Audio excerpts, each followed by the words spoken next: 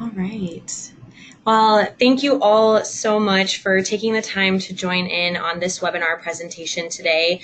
For those of you that I don't know or have not met yet, my name is Anna Simonian, and I am a graduate of the class of 2018, and I currently have the privilege of being the PGY1 Community Pharmacy Resident at Cleveland Clinic in Cleveland, Ohio.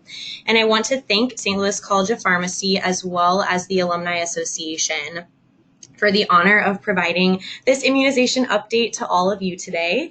And of course, I want to thank all of you for taking the time out of your busy schedules to join me in learning about the immunization updates for the year.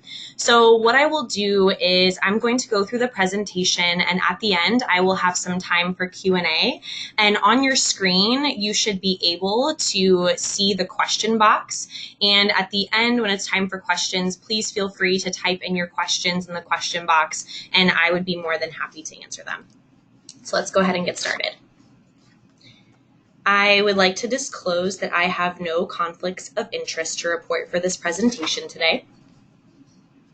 And by the end of this presentation, I hope you will be able to identify the major changes to the 2018 adult and pediatric immunization schedules as outlined by the Center for Disease Control and Prevention Advisory Committee on Immunization Practices, which I will refer to as CDC and ACIP or ACIP for the remainder of the presentation.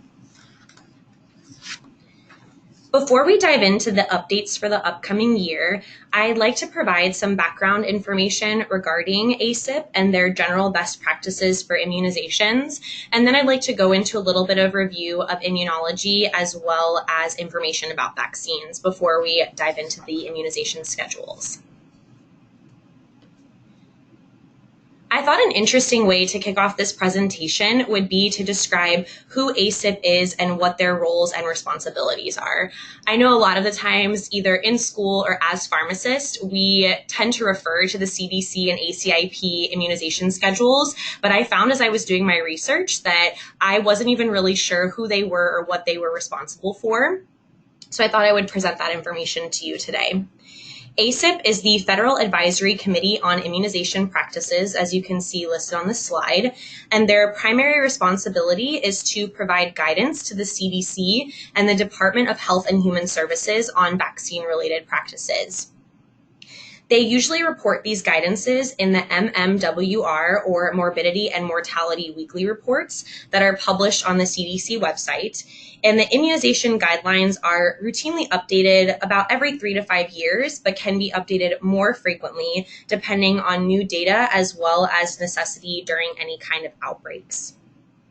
Interestingly, ACIP is composed of 15 voting members, 14 of which are medical professionals, including pharmacists, and 1 being a layperson. The rest of the committee is comprised of individuals from other federal agencies as well as representatives from relevant professional societies and organizations.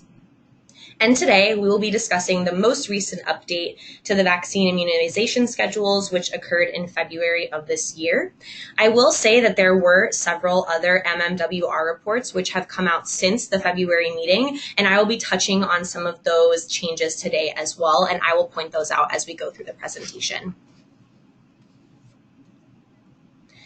I'm sure we've all seen these charts at some point or another, which are the immunization schedules for the adults, as we can see on the left-hand side, and for children, as we can see on the right-hand side. The CDC recommends routine vaccination to prevent 17 vaccine-preventable diseases that occur in infants, children, adolescents, or adults. And the major updates we will be discussing, and by no means is this an all-inclusive list as you'll see, are the MMR vaccine or the measles, mumps, and rubella, the Shingrix vaccine, the HPV vaccine, as well as the new hepatitis B vaccine. ACIP published its general best practice guidelines for immunizations in October of 2018, which is a comprehensive document that outlines all components of vaccine administration, from timing and spacing of vaccinations to special situations such as vaccination during pregnancy, or even how to target specific populations through vaccination programs. And although I'm not going to be spending time during this presentation reviewing all of these components, I wanted to just make you aware of this resource as it is one that I use in my practice for any questions that I may need to reference. And during this particular presentation, we'll be focusing on the timing and spacing of vaccines as well as vaccine administration. Next, I wanted to quickly review some principles of vaccines and immunity. We know that there are two types of immunity, passive and active. Passive being protection against disease that comes from either another human being or an animal, and that example being maternal antibodies from the mother to the infant. And usually passive immunity is that which diminishes over time. Contrast this with our active immunity, which is when our immune system produces antibodies against a specific disease state, which is usually acquired by acquiring the disease or through vaccination, and protection is usually permanent with active immunity. There are two main types of vaccines, which are live attenuated vaccines as well as inactive vaccines. The inactivated vaccines can further be broken down into whole or fractional vaccines, and then may be even more granular than that. And what you'll see listed in the table for you are each of the different classifications of inactivated vaccines, as well as the corresponding vaccinations that we typically use. And then with our live attenuated vaccines, those can be either viral or bacterial. And the vaccines that are live that we primarily use are the MMR vaccine, varicella, zoster, and then the intranasal flu vaccine. The inactivated vaccines are usually produced by growing the bacterium or virus in a culture media and then inactivating it with heat or chemicals. And these vaccines can be either protein-based or polysaccharide-based, as we can see on the slide. And typically, since the polysaccharide-based vaccines are created using a piece of the cell wall, they are usually more potent. Our inactivated vaccines are not alive and cannot replicate, and thus cannot cause disease from infection, which I feel is a really important counseling point for some of our patients that can sometimes be concerned that they might develop some kind of reaction to the vaccine after they have it. Usually when inactivated vaccines are administered, it is the entire dose of the antigen that is administered through the injection. And in general, the first dose of an inactivated vaccine does not produce effective immunity, and instead it primes the immune system. So oftentimes a protective immune response only will develop after a second or third dose, or boosters are given to patients. So we'll see with a lot of the vaccines listed on the slide that we not only have to give 1, 2, or 3 doses, but oftentimes, especially with our tetanus vaccine or with our pneumococcal vaccine in certain patient populations, that we do require boosters. Contrast this with our live vaccines, which are derived from wild or disease-causing viruses, and these are referred to as attenuated because they are weakened in a laboratory space. To produce an immune response, the live vaccines have to replicate in a vaccinated person, and usually in order to achieve this, a small dose of the virus or bacteria is administered to a patient, which then will replicate in the body and create enough in the organism to stimulate an immune response. This is typically identical to that which would be produced by a natural infection, and because of this and because of their structure, live vaccines usually produce immunity in just 1 dose. This is a slide that is summarizing essentially what I discussed on the previous slide, and I just wanted to again further highlight that the inactivated vaccines are composed of whole or fractions of a virus that cannot replicate and require multiple doses, whereas our live vaccines are composed of the wild disease-causing virus that will replicate and grow in the vaccinated individual and usually produce immunity with just 1 dose. Let's begin our update by discussing the child and adolescent immunization schedule changes. Because a lot of the time, especially in the retail setting or in the community space, we don't see a lot of children or adolescents, I'm going to go through these next couple of slides relatively quickly, and I'll spend a little bit more time on the adult immunization schedule changes. However, I do still want to point out that there are some relevant changes to the child and adolescent immunization schedule. If I can orient you to the table on the slide, It's organized by vaccination as well as the type of update, either being a recommendation was removed or added to the schedule, or there was a change in the number of recommended doses. For the child immunization schedule changes, I'll be discussing hepatitis B, influenza, MMR, meningitis, polio, rotavirus, and HPV. And I'll provide an explanation of each of the recommendation changes on the following slides. First, let's discuss the changes to the hepatitis B and influenza recommendations. It's currently recommended that hepatitis B is administered to all infants, depending on their mother's hepatitis B antigen status. If the mother is hepatitis B antigen positive, or if the status is unknown, 1 dose should be given within 12 hours of birth. This year's schedule added an update to include guidance on how to vaccinate infants weighing less than 2,000 grams that are born to hepatitis B antigen negative mothers. Specifically, the recommendation is to administer 1 dose at chronological age 1 month or at hospital discharge. There wasn't a change in terms of the age group in which the influenza vaccine is recommended, which is still for persons greater than or equal to 6 months of age. However, this is a little bit of an outdated recommendation in the sense that the live attenuated vaccine was not recommended for the 2017-2018 flu season. However, this is going to be changed in the 2018-2019 flu season if those of you who are working in the retail setting haven't seen already. And speaking of the 2018-2019 influenza season, I wanted to just provide a nice overview of the vaccinations that are recommended for this upcoming flu season. You'll see the age group listed on the left-hand side, whether or not the vaccine recommended is live or inactive, as well as whether or not it is tri or quadrivalent, and then finally what the vaccine brand name is. I know that when I was a student and even as an intern, I frequently had trouble differentiating between what the different vaccines were, which ones were trivalent and quadrivalent, and why that was even important. So I just wanted to touch on that here and just provide a little bit of clarification on what these terms mean, because like I said, I think we see them sometimes, but we aren't always familiar with what they mean or why they're really important for our patients. Our quadrivalent vaccines for the 2018-2019 influenza season are designed to provide a broader protection against circulating influenza B viruses.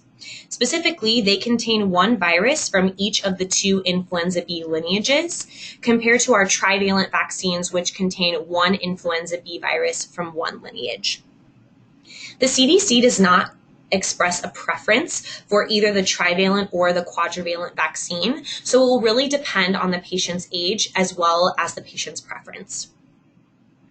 There also is a new recommendation with the FluMist vaccine, which fell out of favor for quite some time, but has come back for this 2018-2019 flu season that is recommended for patients that are 2 to 49 years of age.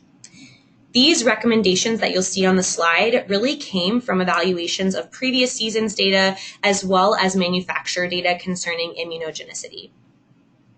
And finally, I also just wanted to point out what the difference between the Fluzone high-dose vaccine is versus the normal Fluzone vaccine or even some of the other influenza vaccinations.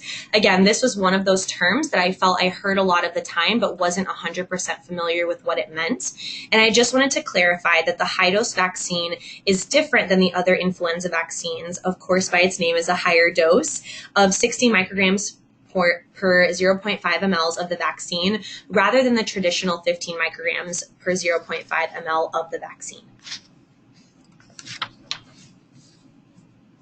Now, if we can take a step back and continue with our child and adolescent immunization schedule changes. The next 2 I will be discussing are MMR as well as meningitis. MMR is currently recommended as a 2-dose series at 12 to 15 months of age, as well as 4 to 6 years of age. The main change in the schedule was just the number of doses that is recommended whenever there is an outbreak, and you can see that there are specific parameters as to who should receive the MMR one-dose vaccine during the outbreak, specifically those who are over the age of 12 months, who previously received less than or equal to 2 doses and are identified as being at high risk. And this is really a clinical decision in terms of who is defined as a high risk or an increased risk patient. There were no specific recommendations in the CDC MMWR report. And additionally, with meningitis, there are 2 preferred vaccines for meningitis, which are the Menveo and the Menactra vaccines. Menhibrix was discontinued in the United States and has now fallen out of favor. And just to point out, the Menveo vaccine is a 4-dose series at 8 weeks and a 2-dose series at 7 to 23 months, whereas Menactra is a 2-dose series.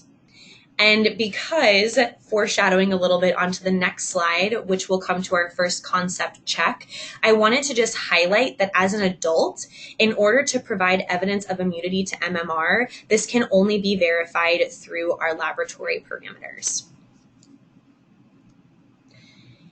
And speaking of the concept check that I was just referring to, I wanted to provide a break in order for us to be able to answer this question. So if you could, in the questions box, if you wouldn't mind taking a moment to read over the question and then writing in the answer in the questions box, and then I'll give everyone a minute to do that, and we'll continue on with our presentation.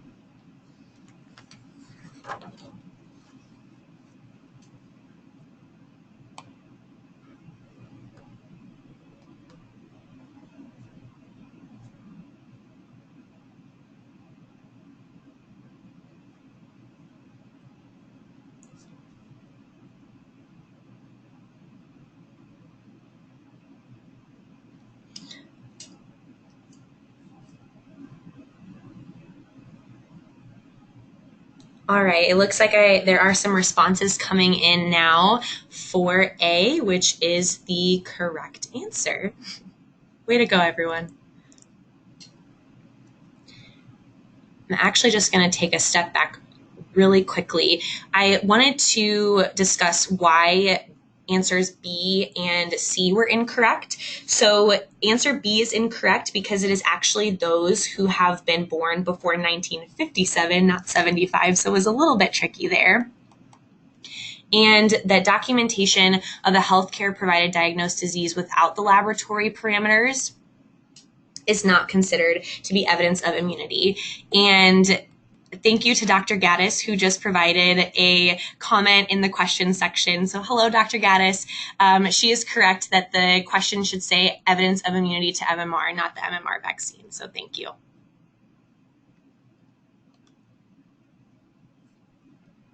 Let's continue on with the polio vaccines.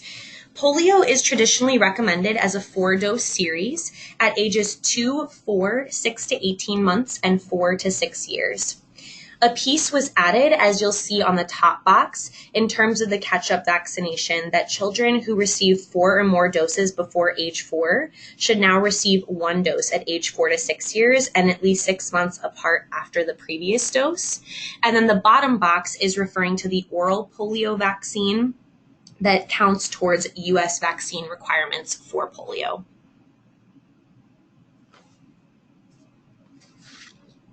Finally, our last 2 for the child immunization schedule changes includes rotavirus and HPV.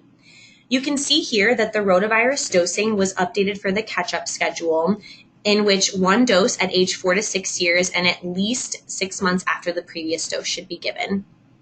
This is not needed if the 3rd dose was given on or after the 4th birthday, and this is the catch-up vaccination for children who received 4 or more doses before age 4.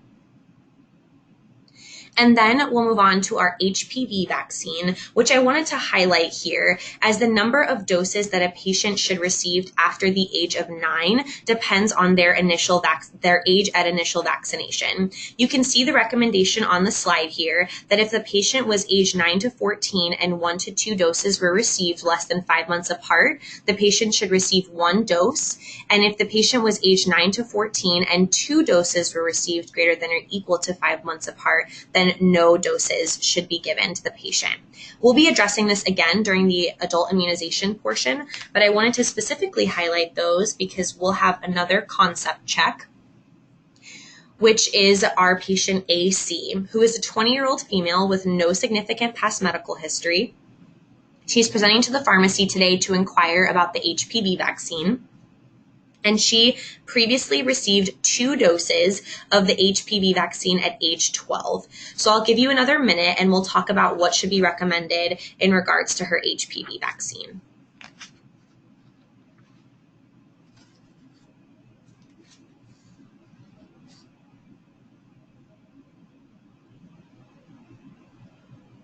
I should also enter in the caveat, actually. So I'm seeing a couple of answers come in here. What's missing from your slides, it's actually on my handout, is let's assume that those 2 doses were not received within 5 months. So they were received 3 months apart, if that changes your answer to the question.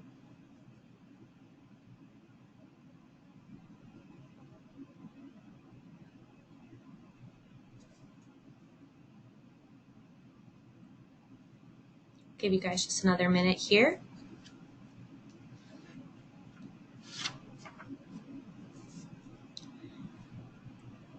Okay, looks like some answers are coming in. Perfect. The answer is B. The patient should receive 1 dose of the HPV vaccine today. So the reason that option A is incorrect is that is what the patient would do if they were originally receiving the series. And then if the 2 doses were received greater than or equal to 5 months apart, then no additional dose would be needed for this patient. So I do apologize for that mistake on the slides here.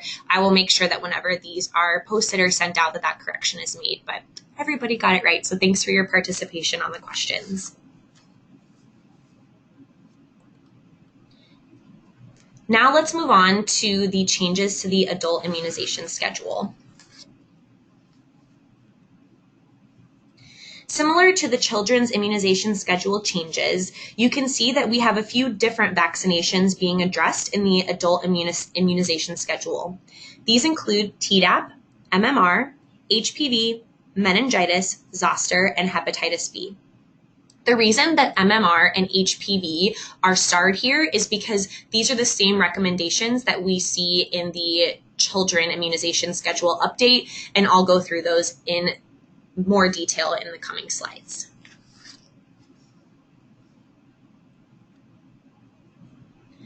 First, let's begin with Tdap. It is recommended that adults who did not previously receive a dose of the tetanus toxoid, the reduced diphtheria toxoid, or the acellular pertussis vaccine, or Tdap, as a child, which is routinely recommended at age 11 to 12 years, should receive 1 dose of Tdap followed by a dose of tetanus and diphtheria toxoids, or TD booster, every 10 years.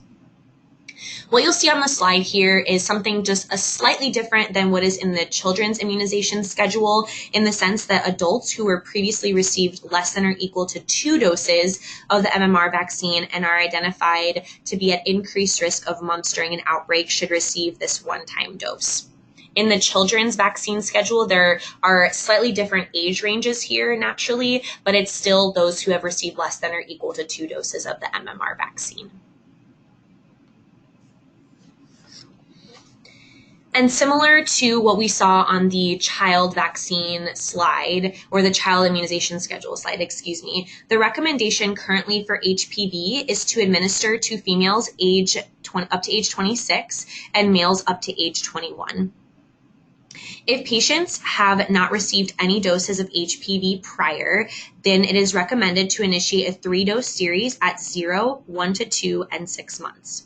And the number of doses to be administered depends on the age of initial HPV vaccination, as we discussed. And you can see the same recommendations here as we talked about on the slide with the children immunization schedule. In regards to the meningitis vaccine, the recommendations were updated specifically for our special populations. There was a change in the number of doses, in the sense that 1 or 2 doses, depending on the indication, should be given to our patients, and then a booster every 5 years if the risk remains.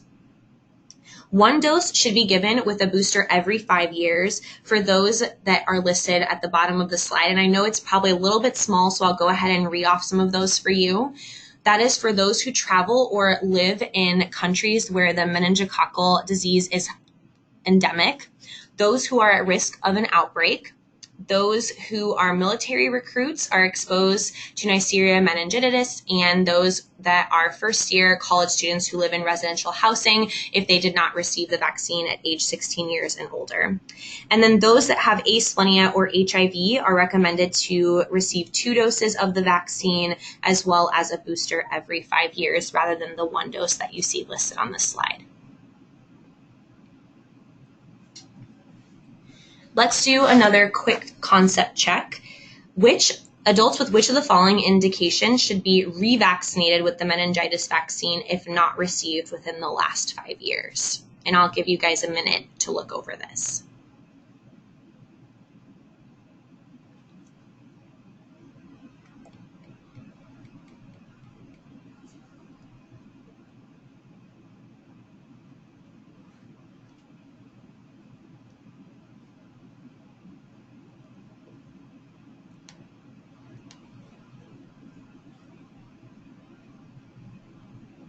All right. Looks like there are a couple of responses coming in. Thank you to everyone for participating as well. The correct answer here is first-year college students less than or equal to 21 years of age living in residential housing. So adults with diabetes, healthcare workers, and pregnant women do not fall into the category of those that need to be revaccinated every 5 years.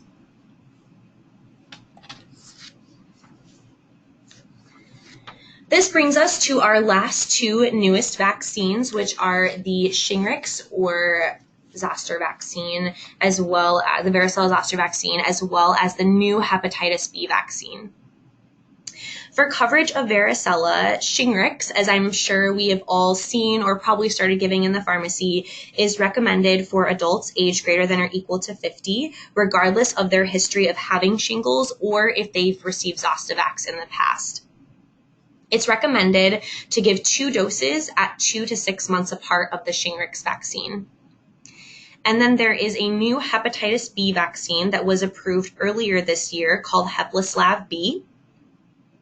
It was also commented on in the immunization update that was not specifically in this February meeting, but was further commented on later. There are specific recommendations for who should receive the hepatitis B vaccine, the Hepatitis B, and that is adults greater than or equal to 18 years of age or older who have a specific risk, which we'll talk about on the later slides, or who want protection against hepatitis B. It is recommended to administer 2 of the 0.5 ml IM doses at least 4 weeks apart, and I'm going to provide some specific recommendations on the following slides.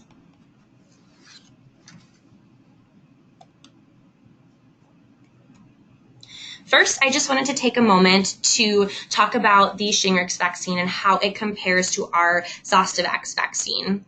First and foremost, the Shingrix vaccine is a 2-dose vaccine that is administered intramuscularly compared to Zostavax, which is a 1-time sub-Q dose.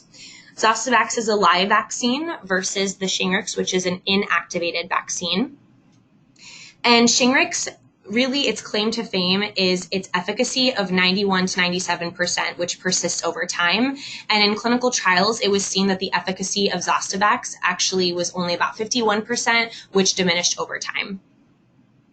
We can now administer Shingrix to our patients that are age 50 years of age and older, whereas Zostavax was recommended for those age 60 and older, and was contraindicated because it was a live vaccine to immunocompromised patients. The reason that there is a question mark next to whether or not Shingrix can be used in certain immunocompromised patients is because in the trials in which led to Shingrix's approval, the patients that were immunocompromised were excluded from the trials, and it was actually not studied in this patient population. However, if you look in the package insert, it only says, for example, that those patients who are on immunosuppressive therapies may experience decreased efficacy of Shingrix, but there's really no definitive recommendation for these patients that are immunocompromised. And finally, as well as its efficacy that persists over time, Shingrix also has a 90% efficacy against post-hepatic neuralgia in those 50 years of age and older, compared to the 60% efficacy that is seen in Zostavax.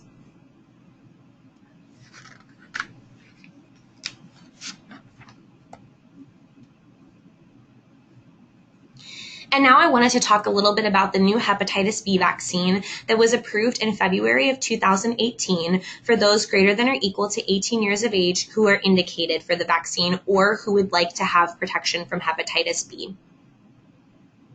This vaccine is administered as a 2-dose series that is given 1 month apart and is a 0.5 ml IM injection.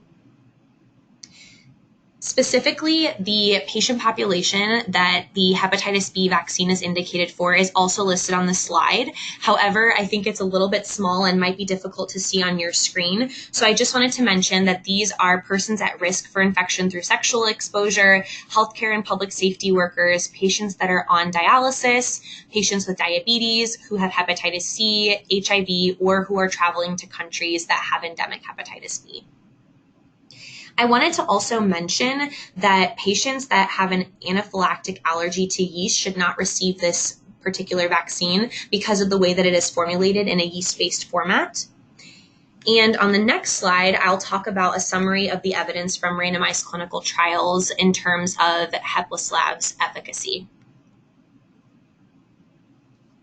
In regards to its immunogenicity, it demonstrated seroprotective antibodies that were achieved in 90 to 100% of patients receiving the vaccine versus 70 to 90% that were receiving the Shingrix vaccine, which is the one that we administer most of the time right now.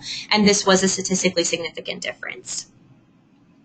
In terms of the safety profile, you can see that it is relatively similar in terms of the mild and serious adverse effects compared to Shingrix. The only difference was a slightly higher risk of cardiovascular events compared to Shingrix, although this was not statistically significant. And post-vaccination serological testing is only required 1 to 2 months after the dosing series for immunocompromised patients and healthcare personnel. And patients can also be revaccinated with the Heplislav vaccine if they previously received other hepatitis B vaccines. There is a little bit of debate right now in terms of the interchangeability between this vaccine as well as the other hepatitis B vaccines on the market. So if a patient is currently in a series of one vaccine, can patients receive this particular new vaccine? And still more data to come about that.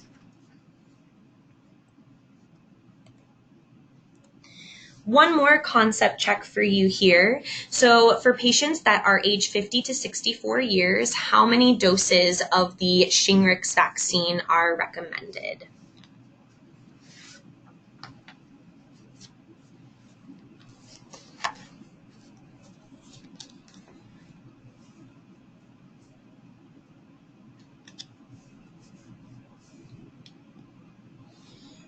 Perfect. I'm seeing some responses coming here. Thank you everyone for participating.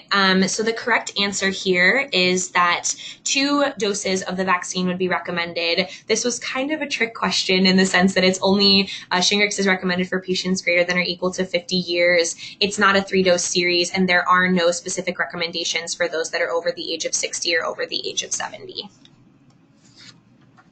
One more concept check here for you. So this is a 40-year-old male patient that's presenting to the office to receive the new hepatitis B vaccine. He has a past medical history of IV drug use, and he has an anaphylactic allergy to yeast.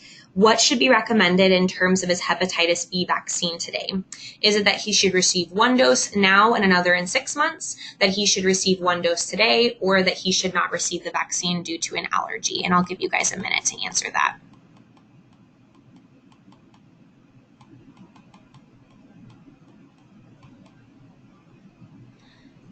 Perfect. So thank you everyone for participating. The correct answer is that the patient should not receive the vaccine due to an allergy to yeast, and this is a contraindication for receiving this vaccine. If the patient did not have this contraindication, then they should receive the 2-dose series as directed.